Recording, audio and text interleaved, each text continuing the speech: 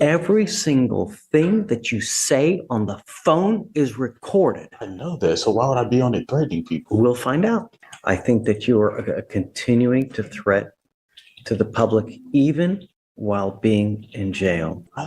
What criminal? I don't want you to say anything. That's okay. We're going to find out because I'm going to have them pull all the records, pull all the phone calls, and we'll listen to everything. Okay, but I can't call nobody. Literally nobody. So what? There's no TV in my tank. There's no nothing. What am I supposed to do? Come on, it's time to go play Fortnite. Let's go. Come on. Huh?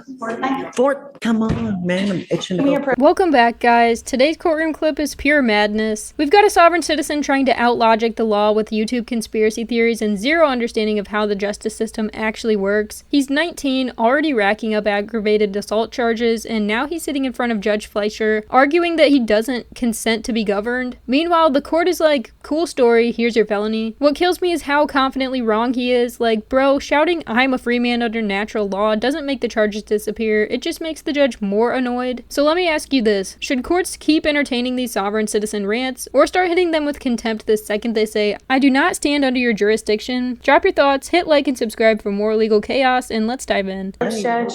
Whatever happened with Mr. Wiggins? Mr. Wiggins has some bond conditions to not speak to a complaining witness in an ag assault with a deadly weapon and an ag assault family member. He then went to jail and called her twice and her mom.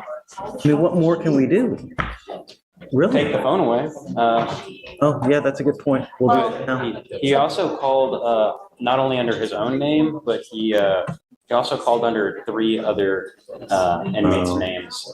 Good morning, Mr. Wiggins. What? How's jail? Cool. It's come to my attention that you are violating the conditions that we set out in this court, flaunting it, and trying to get a hold of the complaining witnesses in these cases where we've told you not to. Go ahead. Yes, Judge. The deputy called me this morning and said that the defendant has called the complaining witness twice and the mother of the complaining witness as well. The deputy told me that while listening to these phone calls, he heard the defendant say things such as, this is how you take care of things, and that everybody violates their bond conditions and talks to the complainants in these cases. He also heard the defendant make statements saying that he was going to continue to violate bond, and once he gets out, he was going to hire an attorney, but he had previously learned that the defendant was indigent, and so he took this to mean that the defendant was going to commit other criminal acts to get money to hire an attorney. Can you please notify? This dude's treating jail time like it's a group chat and not a holding cell with surveillance. Threatening witnesses from behind bars isn't just reckless, it's basically a handwritten invitation for the judge to stack more charges and lock down tighter. Legally, that's tampering, intimidation, and in some states it can even trigger no contact orders that restrict communication with anyone tied to the case. At this point, Judge Fleischer doesn't need a gavel, he needs a fire extinguisher for how fast this guy's torching his own defense. The other courts as well that are so that they know as well. Yes, Judge. I just sent a full email to the felony prosecutor in case the deputy hadn't already alerted her. I just went ahead and did it. The deputy, again, is getting the transcripts for these calls, and that the defendant has been using 3 separate inmates' spin codes. That would be Jermaine Brown, Mark Diaz, and Dennis Compton. Your privileges are hereby revoked. You are not allowed to use the jail phone at all from now on. Do you understand? I think that you are continuing to threat to the public even while being in jail. So your privileges to use the phones at all are hereby revoked. Judge, I just, again. She just told you. Not even. Please stop. So. And I just want to read. Please go ahead. He's 19. You are taking away his ability to communicate with his family. But he's making additional threats allegedly, you know? Okay, we're going to get the records, but until I know that you're not a threat, I mean. He's typing everything. Every single thing that you say on the phone is recorded. I know that, so why would I be on it threatening people? We'll find out. Because I'm going to ask, could you mind please pulling all the records, getting all the phone calls, and we'll play them out here in court, and we'll see. And if it's not, then I will gladly give you your phone privileges back. But there have deputies that have pinpointed you allegedly, you and using other people's spin numbers to make phone calls, to make continuing threats, and to further criminality if and when you get out. What criminal? I don't want you to say anything. That's okay. We're going to find out because I'm going to have them pull all the records, pull all the phone calls, and we'll listen to everything. Judge, I will also say that At this point, the defense attorney's basically tap dancing in a minefield. She knows she's defending a rocking RICO case with a teenager's face. Trying to spin he's just 19 while he's out here threatening witnesses is like bringing a pool noodle to a sword fight. The court doesn't care how old you are if you're already showing the mindset of a career criminal. And legally, once intimidation gets involved, the judge has every reason to treat you like a public safety risk, not a confused kid who made a mistake.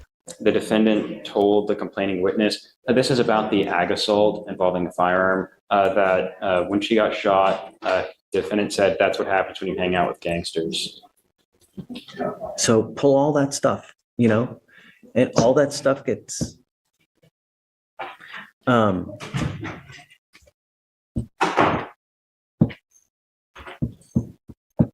so we need to figure out how, because it's a first for me as far as doing a revocation of privileges like that. As far as revoking phone privileges for inmates, As far as I know, it has to be through the court order. okay. I need to do whatever I can because it's apparently a problem now. So I guess I'll reach out to administration as well to figure out how, because it's a first for me. Judge, just so we're all on the same page, Mr. Wiggins is obviously going back to the jail now. Even before that order is in place, you are instructing him now not to use the phone. So, Oh. So I did do it. That sucks, dude. well, we'll get the tapes and Get it? We'll Okay, see. good. Okay, but I can't call nobody. Literally nobody. So what? There's no TV in my tank. There's no nothing. What am I supposed to do? It's jail. What's the point? Read a book. There is no books. I read every book in there.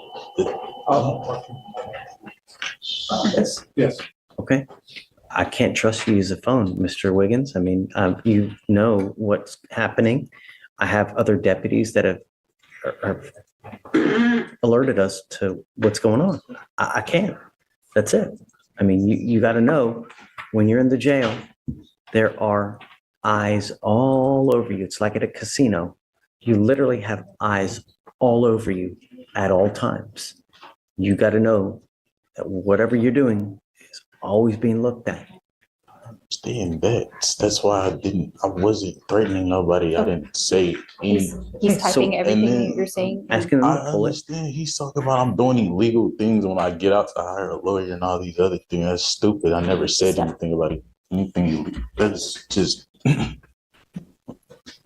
This case honestly felt like watching someone light a match in a room full of gasoline and then ask why it's getting hot. Judge Fleischer didn't go full hammer mode, but with how reckless this guy's been, I don't know if there is a perfect sentence for someone who's so determined to self-destruct. Taking his phone is a temporary fix. It's like hiding the Sharpies from a kid who keeps drawing on the walls, but the bigger problem is he doesn't seem to grasp that his actions have long-term consequences, not just timeouts. And when you're 19 and already on the court's radar for assault and intimidation, that's not a mistake. It's a pattern forming in real time. In the legal world, threatening a witness isn't some throwaway charge. It hits hard. It tells the judge you're not just breaking laws, you're actively trying to mess with how justice works. That's the kind of thing that gets you extra years, stricter confinement, and way less sympathy from anyone in the courtroom. It's like pressing the make it worse button. Judges don't take that lightly, and honestly, I wouldn't be surprised if next time this guy shows up in court, he's staring down a sentence that makes today look like a warm-up. But I want to know what you guys think. Should Judge Fleischer have dropped a harsher sentence, or was this already more than fair? Is this guy just a clueless kid making bad decisions? Or is he spiraling into something way bigger? Drop your take in the comments. I'm reading through all of them. And if you're into court breakdowns that mix legal drama with real talk, hit that like button and subscribe. I post new videos every day, and I really do appreciate you guys for tuning in. Thank you guys so much for watching, and I'll catch you in the next one.